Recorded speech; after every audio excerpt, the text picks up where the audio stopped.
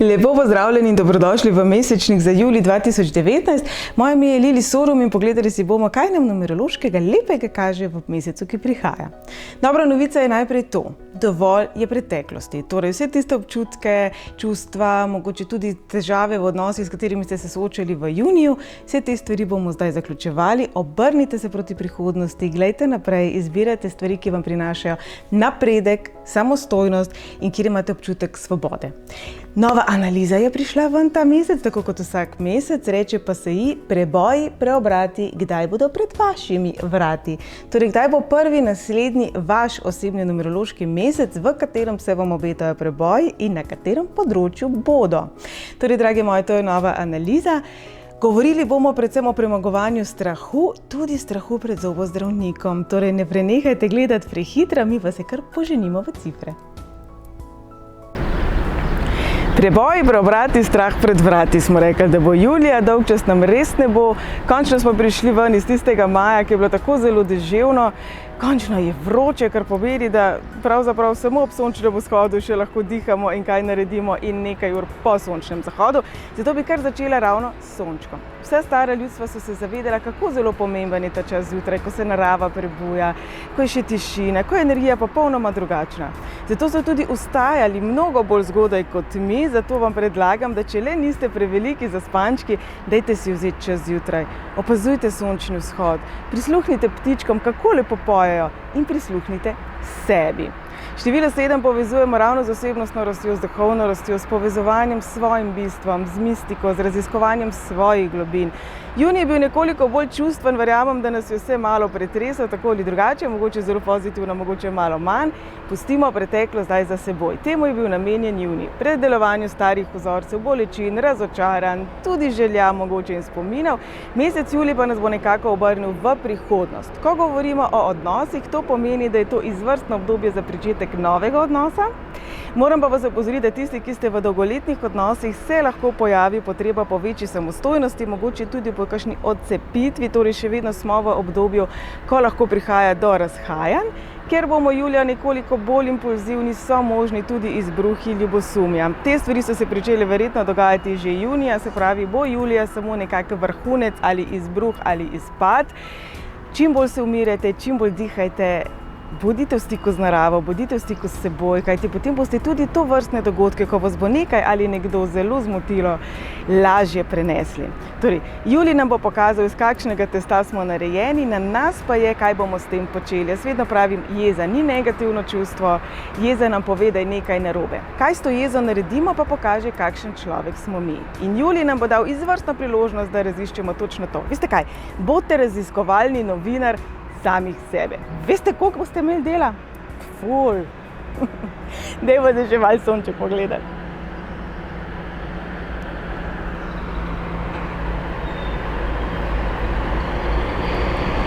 Kdaj ste nazadnje ležali v travi in gledali v nebo?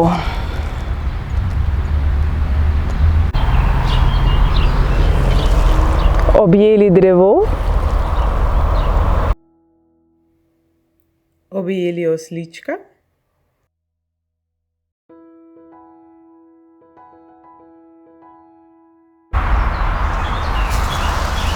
Se podili po grmovju?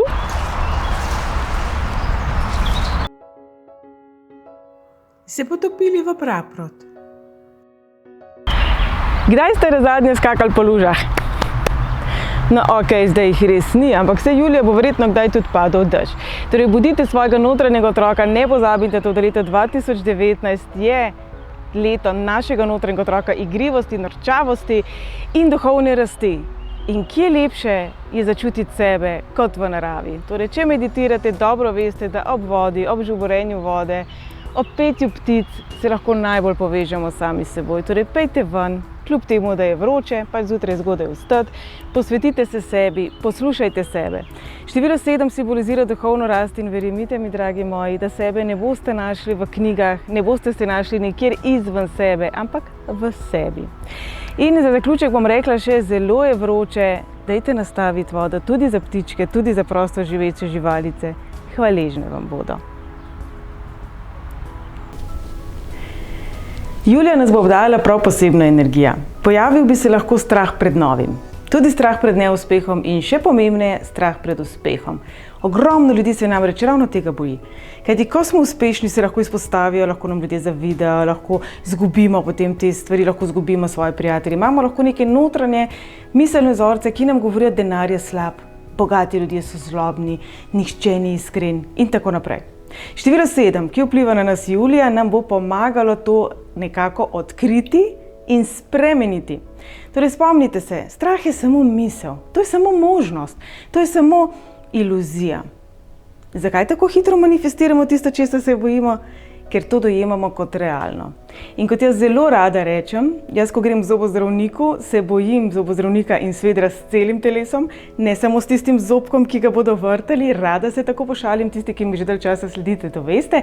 In ravno zato, ker vedno želim ponuditi tudi rešitev, ne samo problem, sem v mojo družbo povabila Simono Vidmar, s katero bova spregovorili, kako si pomagati premagati točno ta strah pred zobozdravnikom. Tako da ne mi prehitro uiti, Simonca je na koncu tega posnetka, vi pa ne pozabite. Dovolj ste dobri, popolni ste točno takšni, kot ste, dokler delujete najboljše, kot v danem trenutku zmorete. Vsi ga kdaj pobiksamo, vsi se kdaj zmotimo in v Juliju ne zahtevajte od sebe rezultatov prehitro. Namreč velika verjetnost je, da vsi tisti, ki ste nagnjeni k perfekcionizmu, boste še nekoliko bolj strogi do sebe. Merila ustvarjajte sami. Nekomu je bilo nekaj položeno v zibko, nekomu ne. Nekdo je talentiran za ene stvari, nekdo ne. Samo vi veste, v katerem odtenku tukaj te čudovite palete življenja ste vi. Zato si vzemite čas za to, da se naučite stvari. Vzemite si čas za to, da sploh sebe prepoznavate. A veste, v resnici ste samo z eno osebo celo življenje, od rojstva do smrti. Samo s seboj. Zato vedno znova poudarjamo, da je najbolj pomemben odnos, ki ga gojimo, je odnos, ki ga gojimo do sebe. Torej, Julija, gojite odnos do sebe na način, kot bi ga starš z vami. Na način, kot bi ga zrela oseba z vami. Torej, če mogoče niste čisto prepričani, ali delujete zrelo ali ne, se vprašajte, kako nekdo, ki je zrel, deluje. In to nas pripelje do naslednje teme. Veliko bo ljudi, ki se bo želelo postavljati v mesecu juliju. In velikokrat to zamenjujemo s samozavestjo. Kaj pa še? Spomnite se Dalaj Lame. On ne hodi okrog po svetu pa ne reče: jaz sem guru, jaz sem tako pomemben, vsi se mi klanjajte. Seveda, da ne. Tisti, ki potrebujejo njegovo znanje, pridejo k njemu. Tudi ta primer rada uporabim, spomnite se nanj. Ali vas oseba spominja na nekoga, kot je Dalaj Lama, ali vas spominja na ameriškega predsednika, ki je vse prej kot to. Na koncu dneva so vaša merila pomembna, vaš občutek korektnosti, spoštovanja in vaše resnice. Torej, Julija, iščite svojo resnico in potem jo tudi živite.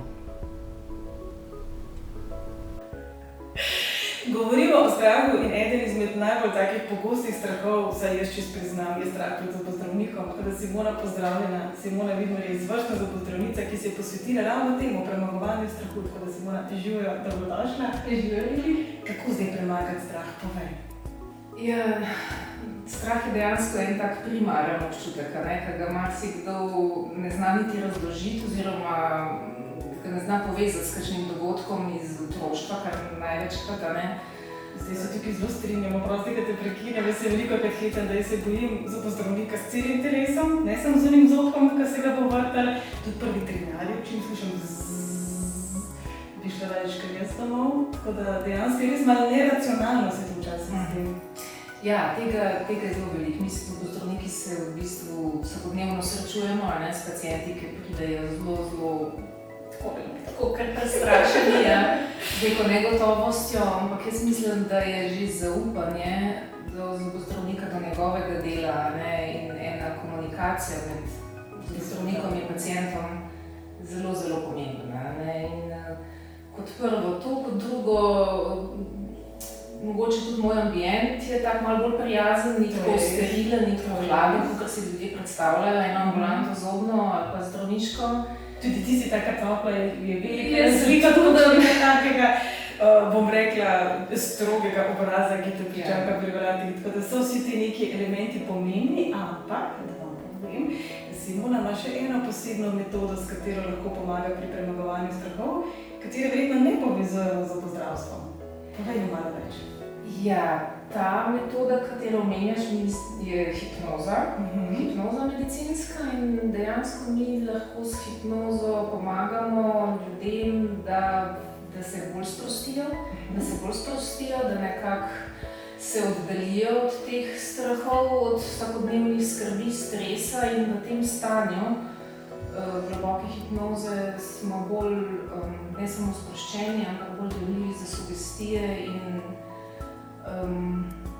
nekako bolj sodelujemo s terapevtom. To je tako zanimivo, da bodo ljudje počasi začeli zdaj hoditi že samo zato, da se bodo sprostili, pozabili skrbi, službe in doma, ampak hec na stran. Se pravi, če čisto praktično pišemo, se pravi, hipnoza se odvija tukaj na tem nastavu, ni treba nekam drugam, vse nareči samo pri tebi. Zdaj odvisno sicer od pacienta, posameznika, jaz lahko z njim dogovorim, da enkrat prej že pride k meni, pa da se enostavno samo probava, da on vidi, kako je to, da zgubi nek strah, da mu razložim, kaj hipnoza sploh je, da to ni neko spanje, da to ni neka, da je nezavesten, ali pa da...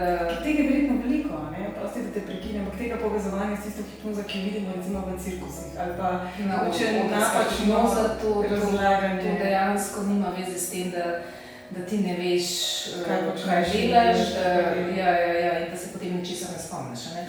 Ni anestezija. Ne, to je samo v stanju globoke sproščenosti, ko smo mi bolj dojemljivi za sugestije in ko smo tudi bolj umirjeni in...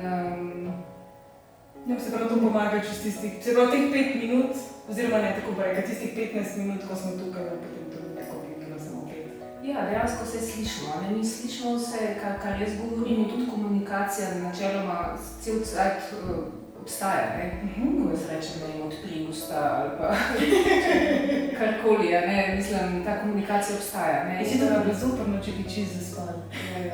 Tako da ja, problem je ta udrska hipnoza, ko se ljudje res predstavljajo, da bojo nekaj delali, kar si ne želijo, temu ni tako, Koliko pa je to mogoče že prisotno v slovenskem prostoru? Verjamem, da marsikdo to zdaj prvi sliši. Je verjetno ta celostni holistični pristop še bolj v povojih, kot ne? Jaz mislim, da je kar nekaj zobozdravnikov, tako da če želimo najti tazga terapevta zobozdravnika, da ga najdemo, je tudi na internetni strani. Jaz sem se učila pri profesor Panterju, on je bil v bistvu začetnik starosta pri nas hipnoze, že leta 62 je začel s tem, ker je bil porodničar. In veliko se nas je pri njemu učila, smo predvsem zdravniki in zobozdravniki tam in psihologi.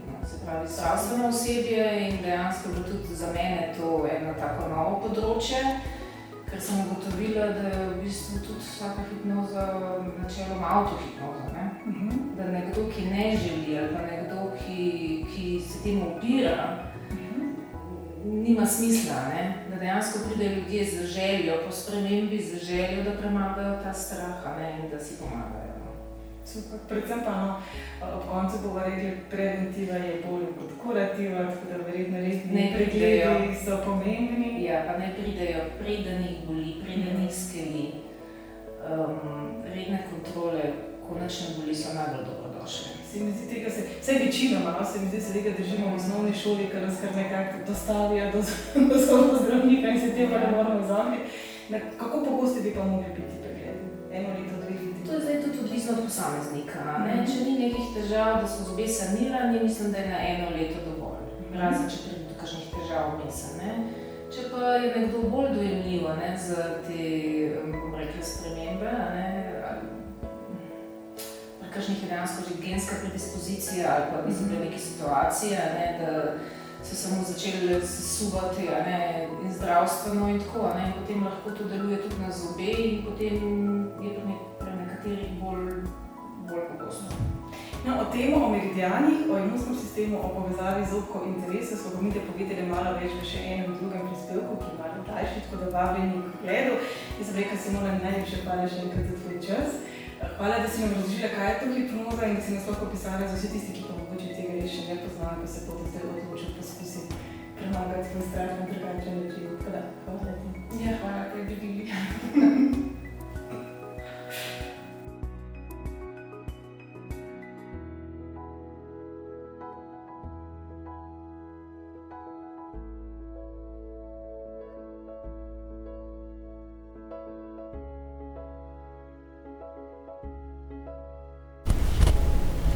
Kaj pa če luči prižgeva? To, sam vse skupaj nizem kamer.